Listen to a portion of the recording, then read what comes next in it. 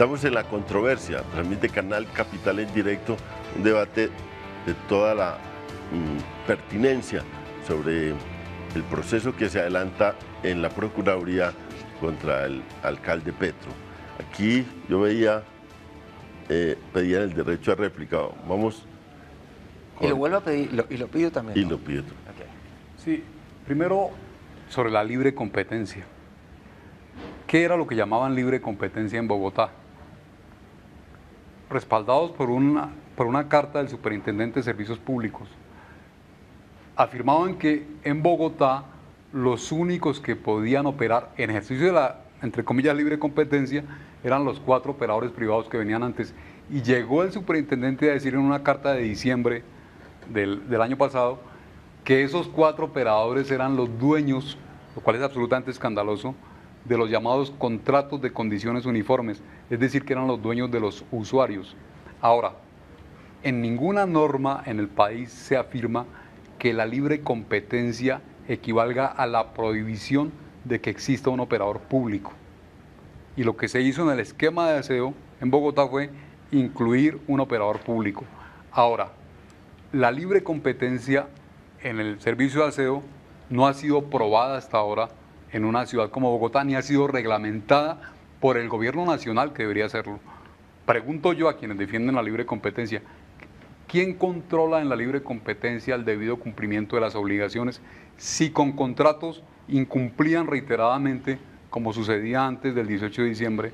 ¿Cómo sería sin contrato alguno, que era lo que pretendían que sucediera el 18 de diciembre? Es que la ciudadanía va a tener claro que lo que pretendían era que en Bogotá no hubiese ningún control sobre el servicio de aseo, sino que unos señores libremente, con su equipo y sus recursos, prestaran el servicio. Ahora, ¿por qué no se ha manifestado hasta ahora por la autoridad competente que los decretos que soportaron todo este sistema sean ilegales? Por una razón precisa, para que la autoridad judicial suspenda provisionalmente, que puede hacerlo, un decreto, la violación tiene que ser grosera, tiene que ser vulgar, tiene que ser manifiesta, flagrante. Y la jurisdicción ha encontrado que en el caso de los decretos de aseo, esa contradicción flagrante y manifiesta entre la ley y el decreto no existe. Ahora, en la jurisprudencia de la Corte Interamericana de Derechos Humanos, lo más importante es que se manifiesta la absoluta vigencia del artículo 23 de la Convención Interamericana de Derechos Humanos, que está siendo violado por toda la legislación colombiana. Ese artículo 23 dice, primero, el derecho a ser elegido. Segundo, el derecho a ocupar un cargo público así no sea electo. Son derechos humanos fundamentales. Acceder a funciones públicas. Acceder a funciones públicas. Son derechos humanos fundamentales. Y segundo, dice, ese derecho fundamental solamente puede ser afectado por decisión de un juez penal. Ahora, ¿qué pasa con la Constitución política? Que pregunta la doctora María Victoria Vargas. La Constitución política no le da al procurador la facultad de declarar inhabilidades. Esa facultad se la otorgó la ley. La Constitución lo que dice es que el alcalde puede separar de su, perdón, el procurador puede separar de su cargo a un funcionario por violación grosera y manifiesta de la ley. Entonces, aquí hay una contradicción entre la ley que desarrolló las funciones de la Procuraduría y la Constitución. Y la norma internacional que hace parte de la Constitución. ¿Sí? Ahora, por otra parte, hay que señalar un vacío que ese sí es cierto de la Constitución política. Yo afirmo que no hay en la normatividad colombiana una regla que determine quién es el juez disciplinario del procurador. La Constitución establece que el procurador debe ser juzgado por la Corte Suprema de Justicia en caso de que cometa delitos. Pero si el procurador incurriera en una falta como la que le endilga al alcalde Petro, no hay quien lo juzgue disciplinariamente. Por ejemplo, yo podría conformar un pliego de cargos para demostrar que cuando el procurador incumplió sus deberes constitucionales de prever las apropiaciones presupuestales necesarias para desarrollar la carrera administrativa en la Procuraduría, incurrió en una falta de planeación que sería disciplinable. Y resulta que la Corte Constitucional le dijo hace pocos meses al procurador: usted está en situación de inconstitucionalidad, usted no está cumpliendo la carta política, usted está nombrando 700 funcionarios de alto rango como si fueran de libre nombramiento y remoción y deberían ser de carrera. ¿Y saben qué respondió el procurador? Es que no tengo presupuesto. A ver, una réplica también. Sí, yo creo que estamos examinando dos problemas mezclados, pero diferentes. Uno es si el pliego de cargos, que es lo que tenemos ahora, ¿sí? Si el pliego de cargos y una eventual sanción del procurador sería ajustada a derecho o no, ¿sí? Quizás no tenemos tiempo para desarrollarlo aquí, León, pero para mí es evidente que Petro no actuó contra el ordenamiento jurídico, porque tenía una orden de la Corte Constitucional de adoptar en el menor tiempo posible, a corto plazo, el esquema que estime pertinente para normalizar el servicio de aseo en favor de la población recicladora. Y además en esa decisión de la Corte se le trazan unas pautas precisas de lo que significa actuar en favor de la población recicladora, como por ejemplo formalizar a la población recicladora, crear rutas selectivas, centros de acopio de los residuos sólidos, centros de procesamiento, avance hacia un esquema de basura cero o bueno, de reducción de, digamos, la disposición final en el relleno y reaprovechamiento de los residuos sólidos. Garantizar que los recicladores obtienen una remuneración como partícipes en la generación de valor, en el procesamiento de la basura, etcétera. Hay una serie de órdenes de la Corte. Y si uno se pone a ver los razonamientos del alcalde, a mí me parecen razonables cuando él dice: yo, si mantengo el oligopolio de transporte de la basura, que era lo que teníamos en Bogotá, ¿sí?, desequilibrado para la ciudad, generador de unas utilidades superiores a lo razonable en favor de los recicladores y a costa de la ciudadanía. Si mantengo ese esquema, no puedo garantizar el cumplimiento de las órdenes de la Corte. Y eso se puede examinar en concreto, porque los señores no se iban a someter fácilmente sin la presencia y competencia de una entidad pública que los forzara en el terreno a hacerlo. No se iban a someter fácilmente a esas disposiciones de la Corte. Y en libre competencia mucho peor. Estos grandes operadores no iban a tener ni siquiera un instrumento de control, o no se les iba a poder aplicar ni siquiera el instrumento de control que eran los contratos vigentes en el pasado. Entonces, el alcalde dice, a mi modo de ver, de buena fe y de una manera razonable: para cumplir la Corte yo tengo que introducir aquí una empresa pública, ¿sí? Por eso pienso que no violó la ley ni incurrió en falta disciplinaria. Hubo problemas gerenciales en la ejecución, digamos, de ese diseño, eso sí. Pero la pregunta es si los problemas gerenciales pueden constituirse en faltas disciplinarias. Si usted convierte, León, los problemas gerenciales, las falencias gerenciales en faltas disciplinarias, creo que de los ministros, ¿sí?, se salvan, si acaso, uno o dos. De los alcaldes y gobernadores de este país ni se diga. Son dos temas distintos: el tema gerencial y el tema de las faltas disciplinarias y del derecho disciplinario. Sobre el tema internacional, si usted me deja ya o más adelante, quiero hacer un par de observaciones. Sobre el tema internacional. Aquí a Carlos Vicente, mire, yo pienso que de ninguna manera la Corte Constitucional le ordenó al alcalde mayor de la ciudad que, para efectos de poder involucrar a la población recicladora, tuviese que desconocer la ley o la Constitución.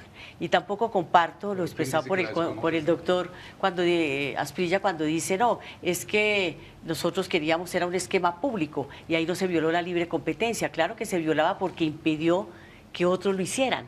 Cuando ya se vencieron los contratos, se vencieron las áreas de servicio exclusivo, todos, no, yo no me opongo a que exista un esquema público, no, pero yo creo, mire, la Procuraduría en el pliego de cargos todo el tiempo utiliza estas expresiones: improvisación y falta de planeación. Puedo decir algo. Improvisación y falta de planeación todo el tiempo, todo el tiempo. ¿Cómo es posible, por ejemplo, que a 10 días casi de que llegara el día glorioso, el 18 de diciembre, estuviesen apenas contratando volquetas que además no eran los vehículos indicados. Eso me parece que eso es improvisación y es falta de planeación y contraría principios constitucionales también de la eficiencia y de la eficacia. Entonces los servidores públicos somos también responsables por omisión o extralimitación en nuestras funciones. De manera que yo sí lo creo... gaseoso que son esas expresiones, María Victoria. No, no es y gaseoso. lo más tipificadas que están No, las faltas disciplinarias en ese código y cómo se viola el principio de legalidad, de previa tipificación de las conductas que constituyen faltas disciplinarias. Esa es una violación, volviendo al terreno internacional, del artículo, creo que es el 9º de la Convención Americana sobre el principio de legalidad. Sí, pero los servidores públicos solamente podemos hacer lo que está permitido.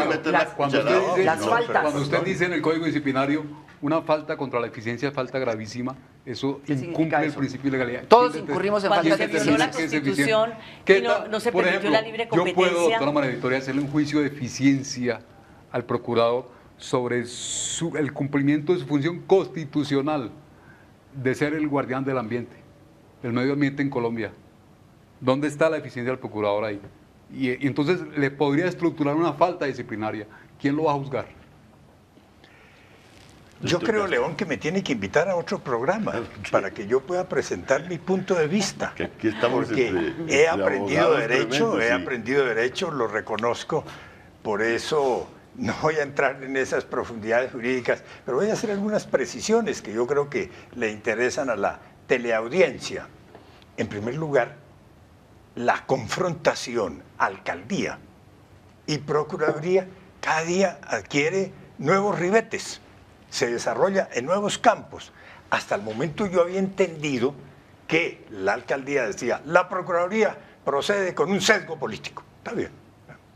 Pero aquí Guillermo Asprilla nos acaba de decir, y hay un sesgo económico, ojo, porque es que el procurador está favoreciendo a unos contratistas, no solo en Bogotá, sino en todo el país, unos contratistas. Entonces hay un sesgo económico. La Procuraduría está al servicio de unos contratistas particulares. Y ahora el doctor Asprilla dice, y hagámosle también un proceso disciplinario al procurador. A ver cómo es que el procurador aplica las normas de carrera administrativa, cómo incorpora su planta de personal o de funcionarios, si tiene partida en el presupuesto, si no tiene partida en el presupuesto, y si el procurador está cuidando el medio ambiente o no. Entonces esto cada día tiene nuevos desarrollos. Otro punto. La Constitución prevé que los servicios públicos los preste el Estado a través de los municipios, a través de entidades oficiales, pero también que los preste el sector privado. Eso lo decide... Pero el garante es el sector público. Perdón, doctor, que no lo interrumpí. Excúseme. Eso lo deciden las autoridades competentes, entre ellos los alcaldes. Y si uno mira la historia de Bogotá, aquí hemos tenido todas las fórmulas. Aquí uno mira el siglo pasado, los servicios estuvieron en cabeza del sector privado, por lo menos la primera mitad del siglo pasado. Después el distrito decidió comprar empresas de servicios públicos, se oficializó. Después se privatizó el servicio de aseo, han privatizado la energía, en la medida en que han venido vendiendo acciones de la empresa de energía, también de la empresa de telecomunicaciones. Todo eso lo puede hacer un alcalde. El alcalde puede decir, voy a oficializar, voy a privatizar, pero lo debe hacer bien, no debe chambonear, que es lo que ha ocurrido en este caso. ¿Y eso es falta disciplinaria? Perdón. ¿El chamboneo? Obviamente, que lo hubiera habido. Perdóneme, no lo interrumpí, pero me voy a referir a sus faltas gerenciales. Las faltas gerenciales pueden causar detrimento patrimonial, por ejemplo. Y en este caso, otro tema. Doctor Carlos Vicente de Rú, la Contraloría Distrital ha iniciado un juicio de responsabilidad fiscal por 62.000 millones de pesos. Falta gerencial.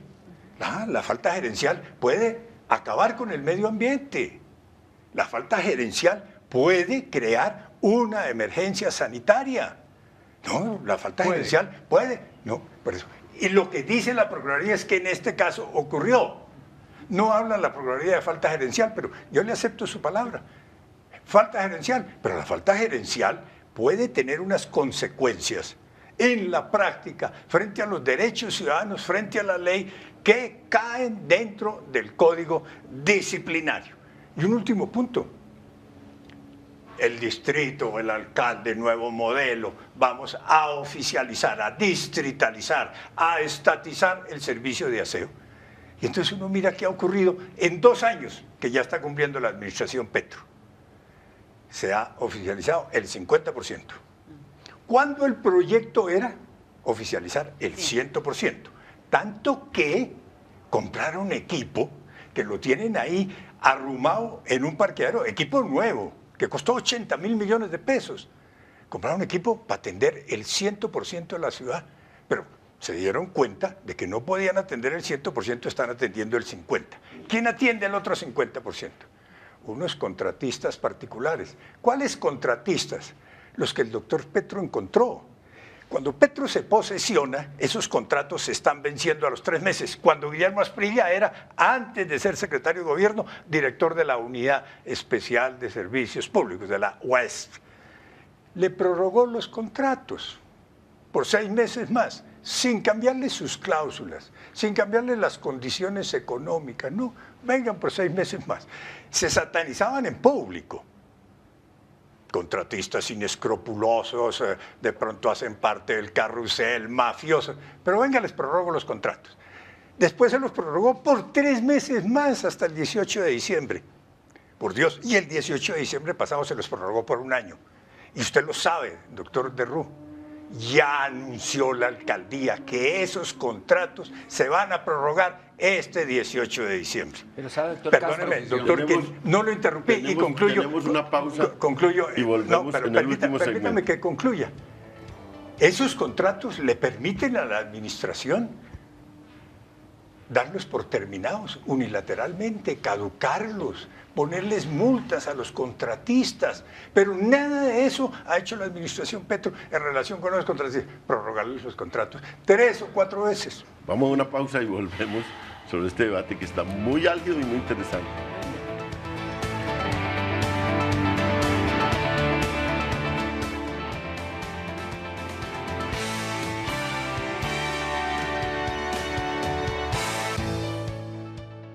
Podían operar en ejercicio de la, entre comillas, libre competencia, eran los 4 operadores privados que venían antes. Y llegó el superintendente a decir en una carta de diciembre del año pasado que esos 4 operadores eran los dueños, lo cual es absolutamente escandaloso, de los llamados contratos de condiciones uniformes, es decir, que eran los dueños de los usuarios. Ahora, en ninguna norma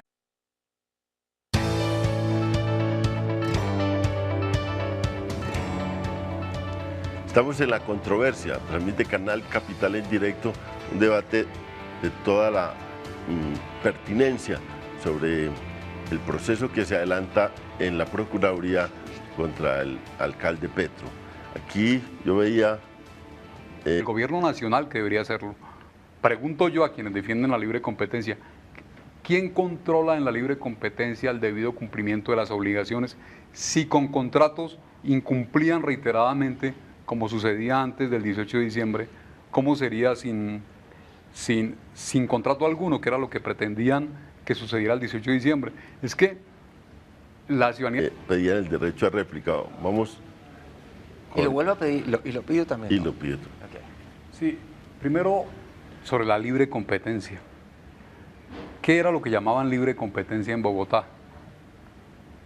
Respaldados por una carta del superintendente de Servicios Públicos, afirmaban que en Bogotá los únicos que podían, en el país se afirma que la libre competencia equivalga a la prohibición de que exista un operador público. Y lo que se hizo en el esquema de aseo en Bogotá fue incluir un operador público.